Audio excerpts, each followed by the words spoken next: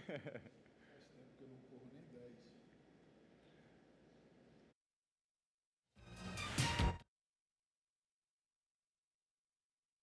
Coisa que você queira que a gente toque assim, é importante. O resto,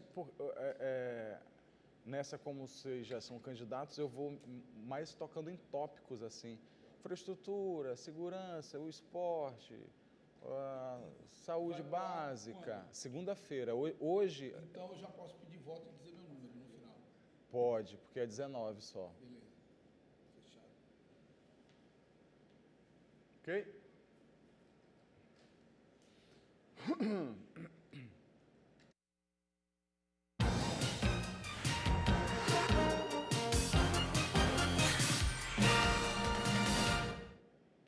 Olá, muito boa noite para você.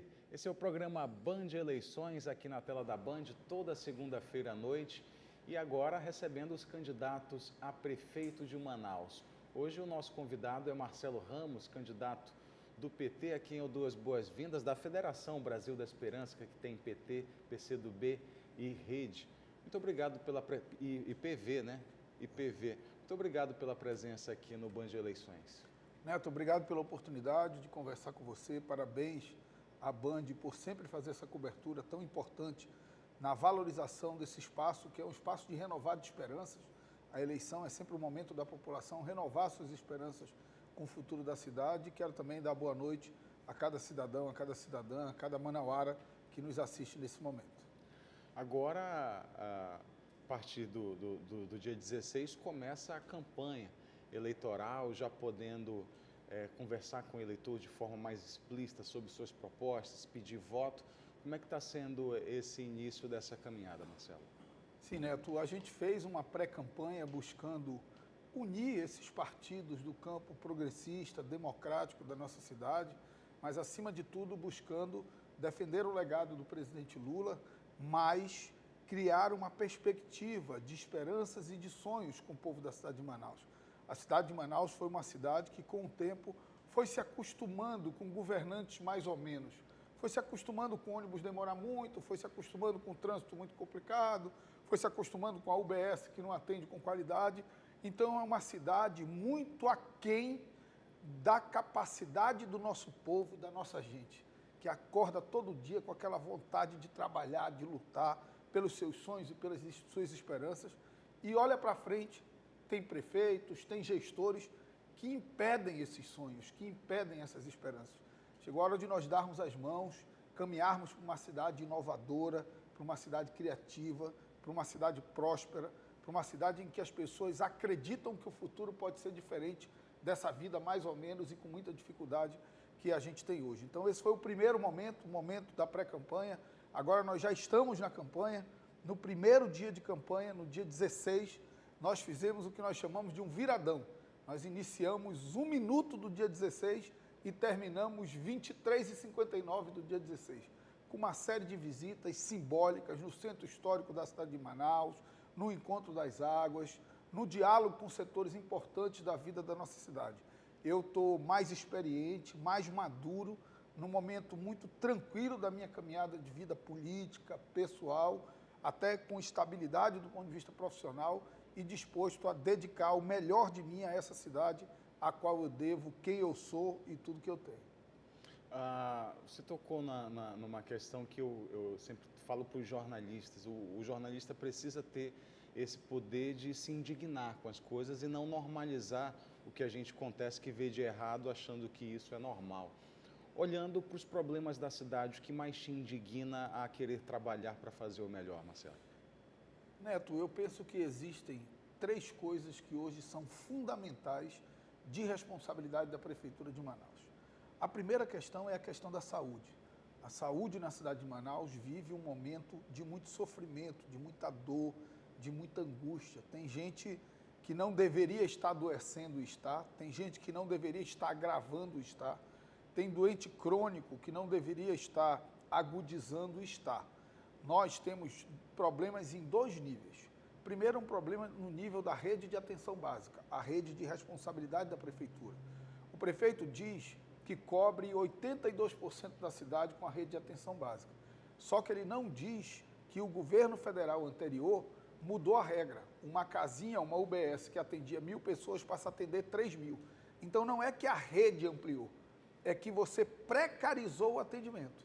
Além do mais, quando você atende 82% da população da cidade de Manaus, aproximadamente 2 milhões de habitantes, nós estamos falando que tem quase 400 mil manauaras que não tem uma UBS. Quem mora no Aliança com Deus, você que mora no Aliança com Deus, você é vítima dessa história, você não tem uma UBS. Se seu filho fica doente, você leva para a UBS do Alfredo Nascimento. Chega lá, dizem que ele não pode ser atendido porque não é cobertura daquela área. Aí você leva para um pronto-socorro. Aí chega lá, vão dizer que ele não pode ser atendido porque aquilo ali não é, de responsabilidade do pronto-socorro, é de responsabilidade da UBS. Então há um vazio de atendimento para uma parcela significativa da cidade de Manaus.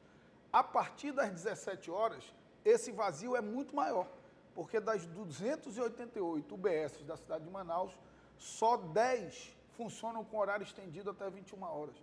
Neto, você que está me assistindo, mãe, pai de família, é depois das 18 horas, quando você chega do trabalho, que você tem mais facilidade para levar seu filho para uma consulta, um pai, uma mãe idosa que mora com você numa consulta. E nessa hora a UBS está fechada. Nós vamos garantir 100% de cobertura com o apoio da ministra Nízia, do governo do presidente Lula. Nós vamos garantir horário estendido, oferecendo segurança para os trabalhadores das UBSs. E nós vamos fazer o médico da família voltar para a visita domiciliar, porque acabou a visita domiciliar. O local de médico da família não é dentro da casinha, é na casa das pessoas. Em especial idosos, deficientes, grávidas, recém-nascidos, que precisam de um atendimento preventivo. Doentes crônicos, o hipertenso, o diabético. Mas não adianta a prefeitura resolver isso se o Estado mantiver essa calamidade estabelecida na média e alta complexidade do Estado do Amazonas. Então nós vamos resolver o problema da prefeitura e cobrar com muita firmeza o governador para que ele assuma as suas responsabilidades. A segunda questão é a questão de segurança. Segurança é responsabilidade do governo do Estado, mas a prefeitura pode e deve dar a sua parcela de colaboração. A Guarda Municipal precisa estar presente no que eu chamo de espaços coletivos de convivência comunitária. Quando você falou em estender o horário da UBS, pensou também na segurança, porque os funcionários se sentem inseguros de ficar até mais tarde, de ter que sair tarde do trabalho. Perfeito, né? Tanto que eu disse isso, né? Nós vamos garantir a segurança para que a UBS funcione até 21. Porque hoje elas não funcionam por problema de segurança. Mas você tem a Guarda Municipal, você tem a possibilidade de contratação de vigilância privada. Nas escolas, por exemplo, nós tivemos notícias recentes. Numa escola, uma criança na saída foi agredida por outras e acabou indo a óbito alguns dias depois. Numa outra escola, uma criança foi sequestrada. E numa outra escola, entraram e roubaram todos os celulares. Nós vamos devolver o vigilante para a porta da escola, porque câmera não protege e não controla quem entra e quem sai da escola. Câmera não conhece o pai da criança, a mãe da criança. Câmera não evita um conflito entre alunos. Quem evita isso é a vigilância privada, e nós vamos voltar para o vigilante para a porta da escola, da nossa contribuição com a segurança pública. E o último é a questão da educação. A prefeitura ela é responsável pela creche, e nós temos um grave déficit de vaga de creche. Em parceria com o governo federal, nós vamos, no mínimo, dobrar o número de vagas de creche oferecida nos próximos 4 anos. É responsável por uma parte do ensino fundamental 2, do 6º ao 9º ano, e é responsável por 100% do fundamental 1, 1º ao 5º ano. Essa é a fase mais encantadora da escola, porque essa, né, até a fase que o seu filho que nos assiste aprende a ler, a escrever e as 4 operações matemáticas. Essa etapa da vida escolar tem que ser uma etapa encantadora. Eu quero uma escola que a criança volte para casa para, olha papai, a palavra que eu aprendi a escrever, olha mamãe, a conta que eu aprendi a fazer. Ela se encanta com a escola, os pais se encantam com a escola, passam a ajudar no processo de formação dessa criança, e a gente não vai ganhando os pontos burocraticamente nas provas de avaliação. A gente vai realmente tendo uma escola que projeta para o futuro o único futuro sustentável que uma criança pode ter, que é o futuro pelo caminho da educação. Eu vivi isso. A educação salvou a minha vida porque eu fiquei órfão de pai muito cedo. E eu quero ter a chance dada por Deus e pelo povo da cidade de Manaus de oferecer isso aos filhos dos manauaras, em especial os mais humildes.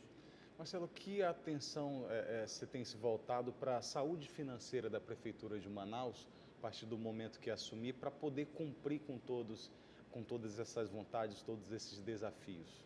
Neto, é verdade que a Prefeitura não tem dinheiro para tudo, mas também é verdade que ela tem dinheiro para muito mais do que ela está fazendo.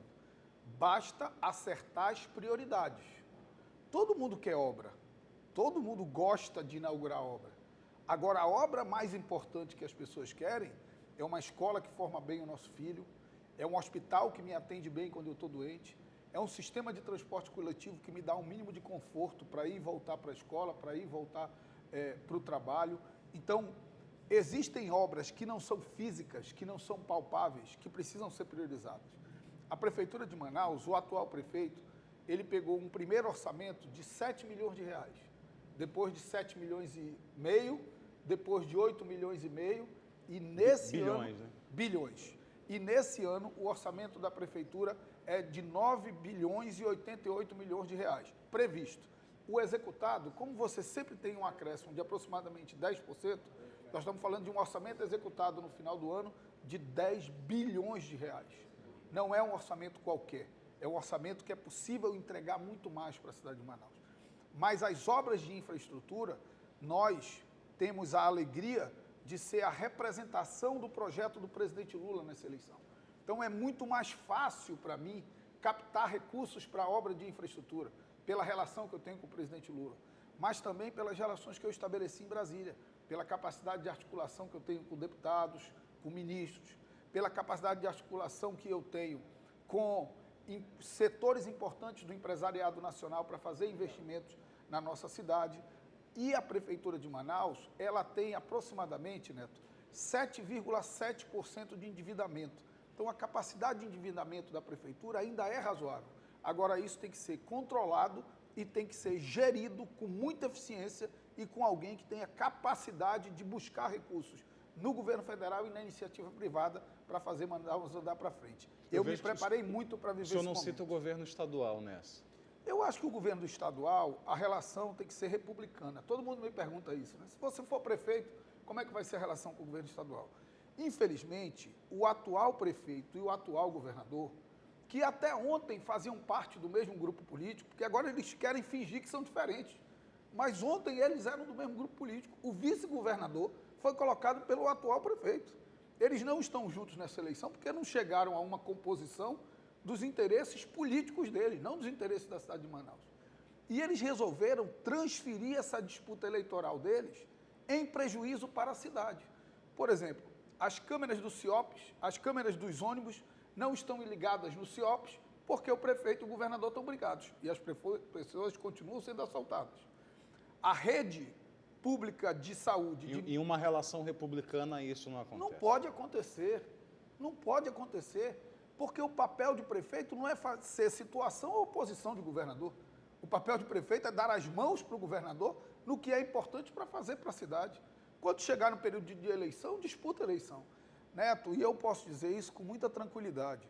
Você já acompanha a minha trajetória de vida pública, por eu já ter estado aqui nessa bancada algumas vezes. O ex-prefeito Arthur, ele era meu principal adversário político. Eu perdi a eleição para ele no segundo turno, em 2016, numa disputa muito dura.